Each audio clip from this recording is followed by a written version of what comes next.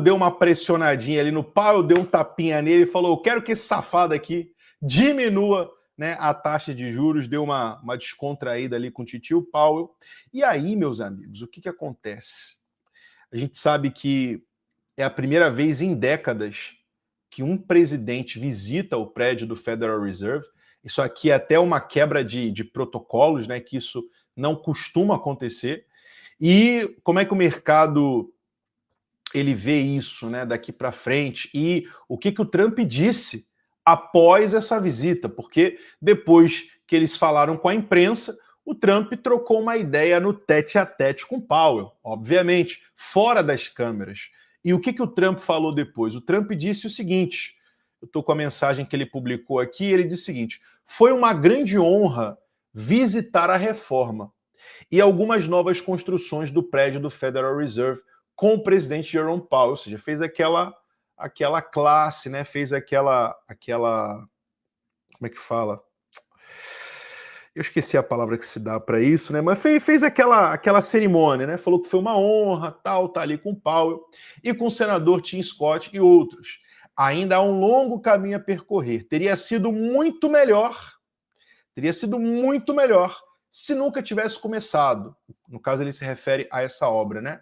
Mas é o que é, né? E com sorte será concluído o mais rápido possível. Os estouros de orçamento são substanciais, mas, pelo lado positivo, o nosso país está indo muito bem e pode arcar praticamente qualquer coisa, né? Pode arcar com qualquer dívida. Eu já não diria isso, né? Mas é o que o presidente está falando. Até mesmo o custo desse prédio poderíamos arcar com ele. Estarei observando e, com sorte, adicionando minha experiência.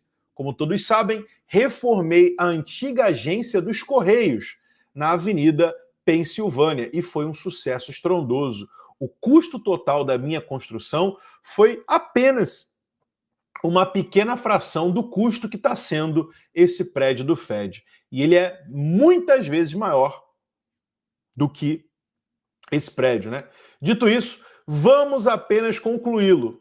Ainda mais importante, em caps lock, com taxas de juros mais baixas. Fecha aspas aqui para o presidente Donald Trump. Então, o Trump ele quer porque quer, de qualquer jeito, trazer essa taxa de juros de 4,5% para 1%, né? E, cara, de fato, o Trump ele não mentiu, não. Quando ele fala da atividade econômica que está crescendo, isso é verdade, pessoal.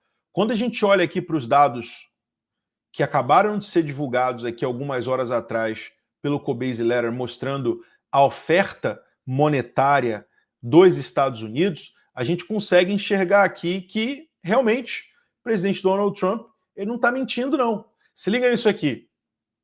Ó, o que os números estão mostrando para a gente, pessoal? A oferta monetária M2 nos Estados Unidos, ela está subindo, né? E está subindo para níveis recordes, né? O US M2 Money Supply atingiu um nível recorde agora em junho de 2025. A massa monetária M2, a oferta monetária M2 dos Estados Unidos, subiu 4,5% em relação ao ano anterior, em junho, atingindo um recorde de 22 trilhões.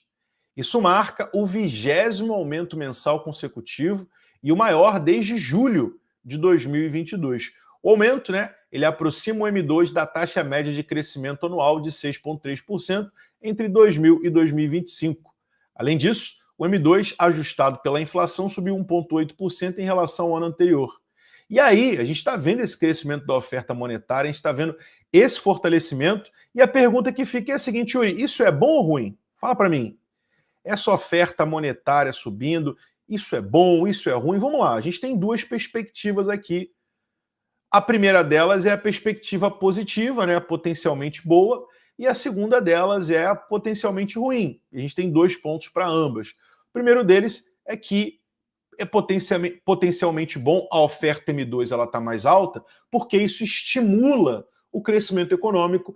Quanto mais dinheiro circulando, quanto maior é a oferta monetária M2 nos Estados Unidos, significa dizer o quê? Mais dinheiro disponível, o que pode aquecer o consumo, créditos, investimentos. Então, por esse aspecto, é bom.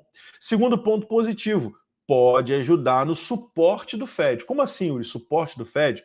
Pessoal, o Fed, ele pode, nesse contexto de mais dinheiro circulando, né, ele pode ter uma certa facilidade para afrouxar um pouco as condições monetárias, né?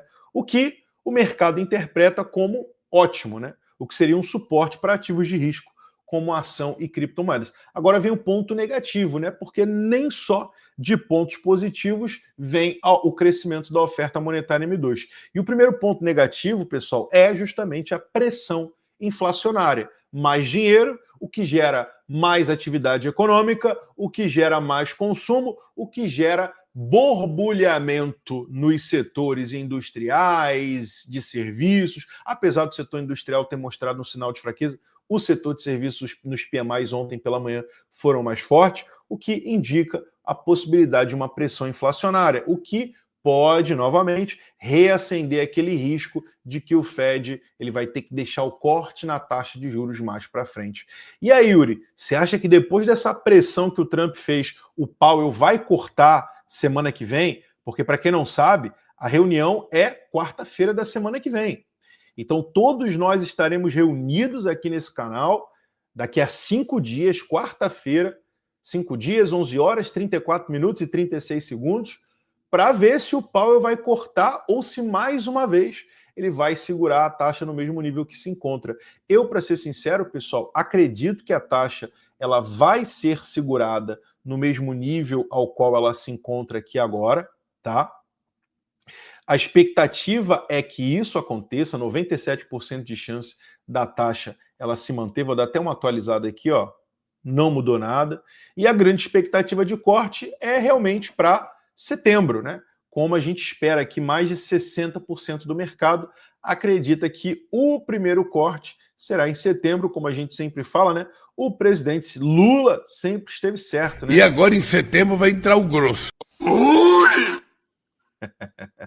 Então a expectativa deveras ali está alinhada para setembro. E o segundo ponto é o seguinte: a desvalorização do dólar. Se a oferta monetária ela está crescendo, quando a gente observa aqui em perspectiva, batendo recorde atrás de recorde, então consecutivamente o dólar ele vai se desvalorizando, porque tem muita oferta de dólares aí, mais dinheiro sendo impresso, o que consequentemente corrobora, né, para a desvalorização da moeda, o que faz com que o poder de compra do dólar ele siga em uma queda estrutural que já vem de décadas e décadas, o que pode afetar o custo de vida também, né? E minar a confiança na moeda dólar no longo prazo.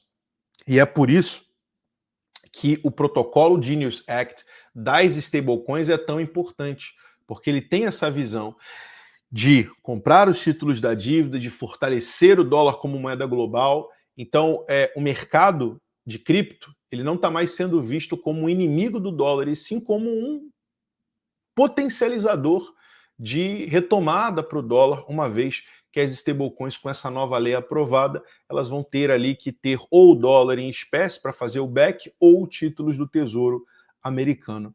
E aí, cara, a gente vê aqui clara e nitidamente que os mercados, pelo menos os mercados americanos tradicionais, eles estão